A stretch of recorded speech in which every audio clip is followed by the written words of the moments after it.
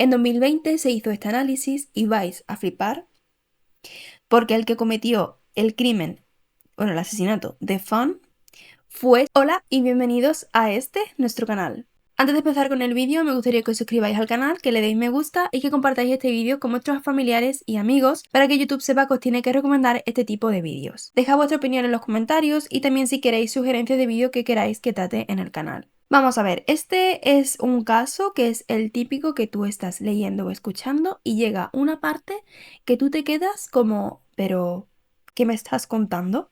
No quiero dar spoiler, quiero que vayáis escuchando esta historia y que os cabréis y flipéis a la misma vez, ¿vale?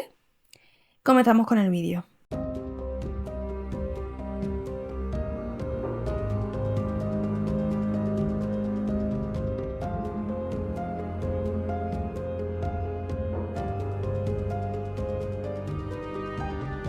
Esta vez nos vamos a ir de excursión a Kansas, Missouri, Estados Unidos, el 22 de julio de 1989. Esa mañana el 911 recibe una llamada de un reporte de un hallazgo de un cuerpo de una chica de 16 años en su casa. Y esta chica se llama Fan Cox. Cuando la policía va a casa de los Cox, se sorprenden porque descubren el cadáver de esta chica en su propia habitación, en su propia casa, con sus padres dentro. O sea, un poco raro, ¿no? No era lo habitual, como os podéis imaginar. A simple vista se podía ver que había sido asesinada porque se notaba la acción de terceros, porque no había sido de forma natural, no había tenido ningún infarto, no le había pasado nada natural. Beverly, su madre, dijo que el día anterior, o sea, el 21 de julio, ella había ido a recoger a su hija con su otra hija al trabajo y que habían vuelto a su casa. Cuando llegaron a casa, Fan estaba tan cansada que decidió irse directamente a su cuarto a dormir. A ver, aquí hay un apunte y es que el aire acondicionado de la familia, ¿no? De la casa, iba un poco mal, ¿vale? Y no es que no fuese, sino que cuando tú lo encendías se escuchaba un ruidito así un poco, bueno, podías dormir, pero si te acostumbrabas al sonido. Hacía muchísimo calor y toda la familia, menos Fawn, que se quedó dormida en su habitación, se durmió abajo en el salón. Es decir, la familia de esta chica se durmió abajo y ella durmió en la segunda planta, que era donde estaba su habitación y el resto de habitaciones. Aparte del sonido tan desagradable que tenía el aire acondicionado cuando se encendía, ellos tenían una perrita que estaba embarazada y que le daba por ladrar todas las noches. Sobre las 9 de la mañana de ese día, ellos se levantan porque escuchan la alarma de Fan que suena y suena y que te suena y ella no parece quitarla. Esto de que Fan no apagara la alarma o simplemente no se levantase cuando la alarma sonaba, a Felisa, su hermana, y a Beverly, su madre, le parecía súper extraño.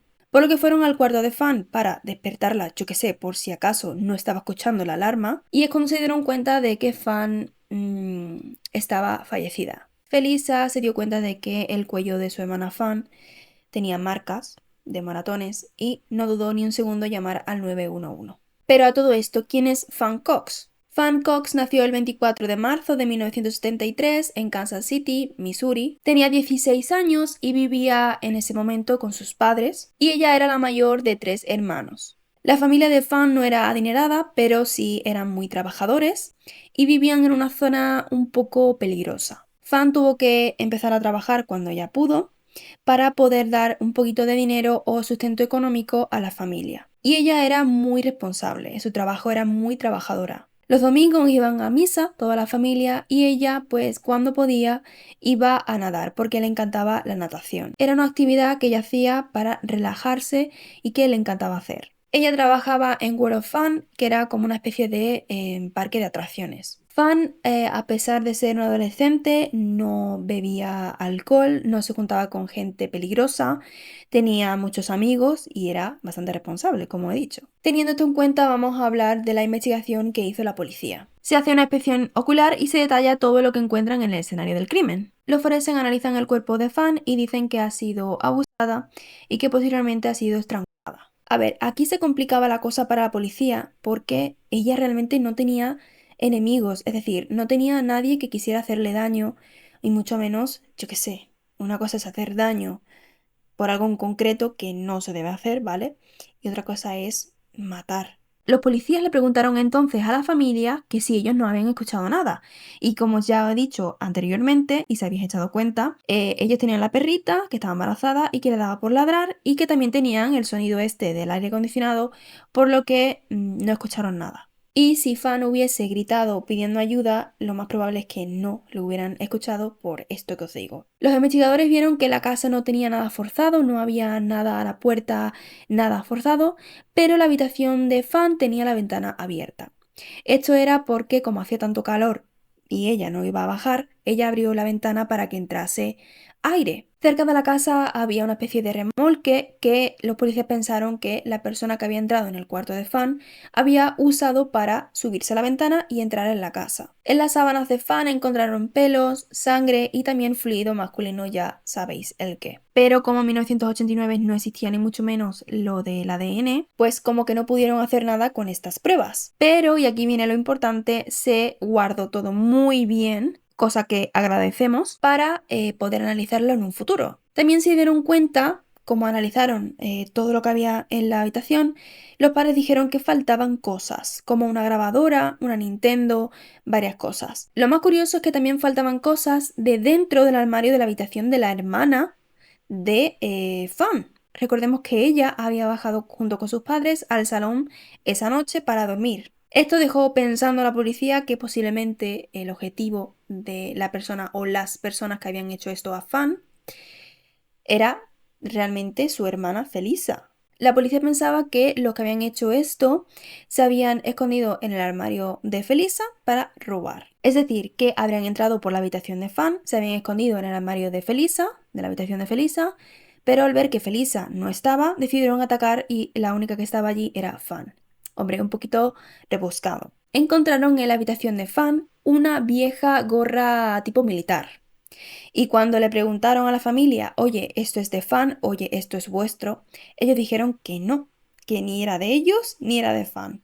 Para la policía esto era una prueba muy buena porque podría ser de alguno de los atacantes de Fan. Para poder haberse colado en la habitación de Fan, luego ir directamente a la habitación de Felisa, al armario para poder robar, la policía pensó que las personas que tendrían que haber hecho eso tendrían que haberse estudiado bien la rutina de la familia Cox. Pero sí es cierto que esta teoría no se desarrolló demasiado porque no tenían con qué seguir. Buscaron testigos, hablaron con varias personas, pero ellos no sabían nada, no habían visto nada y bueno, ahí se quedó la cosa. Hasta que un testigo habló y dio información acerca de 3 posibles sospechosos. Este testigo resultó que estudiaba con Fan y le dijo a la policía que él pensaba que habían sido 3 chicos que también estudiaban con Fan en el mismo instituto. La policía interrogó a estas 3 personas y resulta que ellos 3 estaban en una banda criminal muy famosa, por así decirlo, en el barrio de Fan. Pero ellos negaron totalmente que hubiesen participado en el crimen de Fan.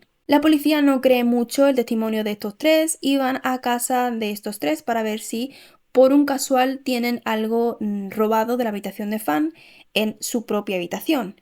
Y amigo, sí. Resulta que encontraron algo de Fan en la habitación de uno de los chicos, por lo que es cierto que la policía tenía pruebas circunstanciales y que había cosas robadas de Fan en casa de uno de ellos, pero no tenían pruebas suficientes para involucrarlos en el asesinato de Fan. Compararon cómo pudieron las muestras de sangre y todo lo que encontraron en las sábanas de Fan y resulta que ninguno de los 3 era compatible, ¿no?, con esas muestras, por lo que tuvieron que dejarlos libres. A ver, recordemos que analizaron, no comprobaron, ¿vale? Porque no existía la comprobación por el ADN. A ver, el resultado no fue concluyente, ¿vale? O sea, no podían decir si eran los culpables o si no lo eran. Por ello, no se pudo llevar a juicio a estas 3 personas. Haber pasado un tiempo, uno de los 3 sospechosos habló con la policía y dijo que sí, que habían ido a robar a casa de Fan, pero que ellos no habían matado a Fan, que tendría que haber sido otra persona porque ellos solo fueron a robar. Es en ese momento en el que el caso se convierte en un caso frío y no es hasta el año 2000 que se vuelve a reabrir. Fue posible gracias a que existía el CODIS, el Combined DNA Index System, que es básicamente una base de datos donde está el ADN de criminales y o personas que hayan cometido un delito en general. Comparan las muestras recogidas de la escena del crimen y se dan cuenta de que hay un match. con una persona.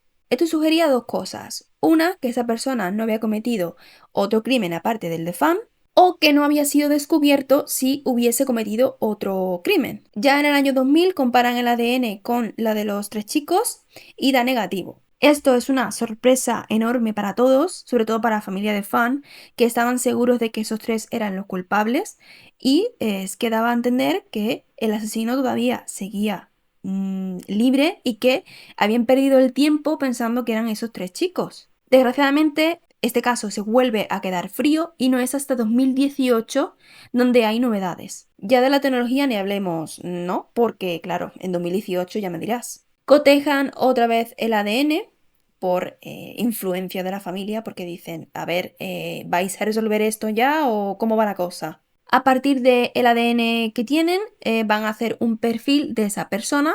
Se puede saber a partir de este ADN e incluso a qué familia pertenece, pero no se puede decir quién es porque no hay base de datos de ese ADN en el CODIS. Para que se entienda bien, os voy a dar un ejemplo. Si han encontrado mi ADN, pero no está en el CODIS, pero el de mi hermana sí, pueden llegar a mí a través de mi hermana. La investigación entonces con esto se puso en marcha en 2019. Aquí entra un laboratorio llamado Parabel Labs, que es una eminencia al hacer perfiles genéticos y de ADN, e incluso pueden hacer la imagen a la que pertenece ese ADN, o sea, fuerte. En 2020 se hizo este análisis y vais a flipar porque el que cometió el crimen, bueno, el asesinato de Fan fue su propio primo.